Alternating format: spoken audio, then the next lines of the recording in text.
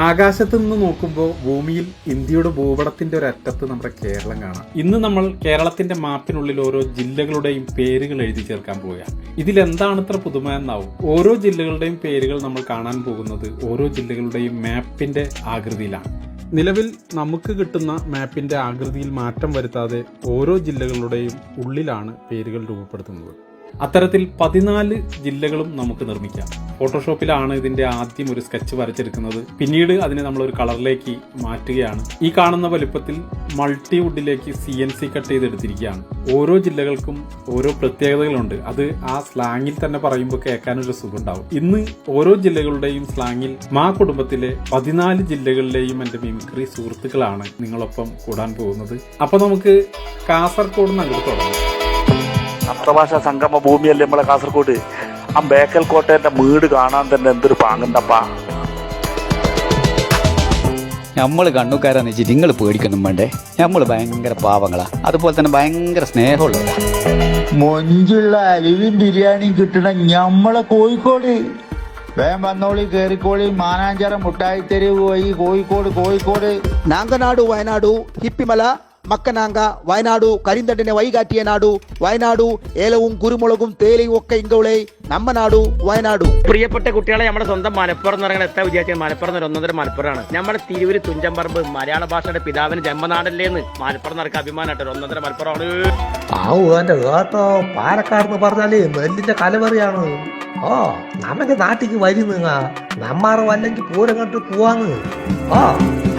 നമ്മുടെ തൃശ്ശൂരല്ലേ സാഹിത്യം, സംസ്കാരം, കല മുട്ടണ്ടാട്ടാ ഗഡികളെ. കേരളത്തിന്റെ സാംസ്കാരിക തലസ്ഥാനാണ് തൃശ്ശൂര്. പിന്നെ നമ്മുടെ തൃശ്ശൂർ പൂരം എന്തൊട്ടാ മുതല്.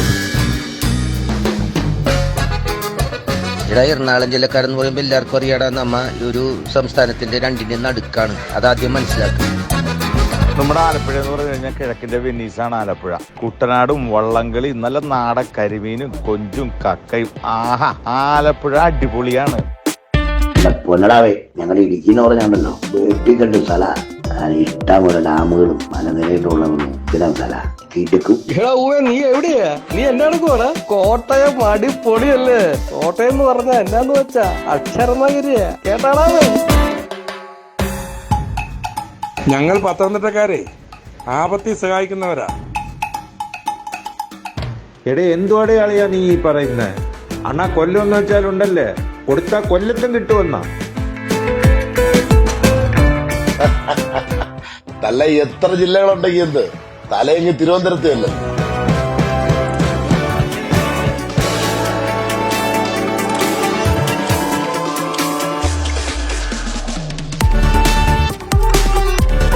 എല്ലാ ജില്ലകളും ഒത്തൊരുമയോടെ കൂടിച്ചേർന്ന് കിടക്കുമ്പോൾ നമ്മുടെ കേരളം കാണാൻ എത്ര മനോഹരമാണല്ലേ.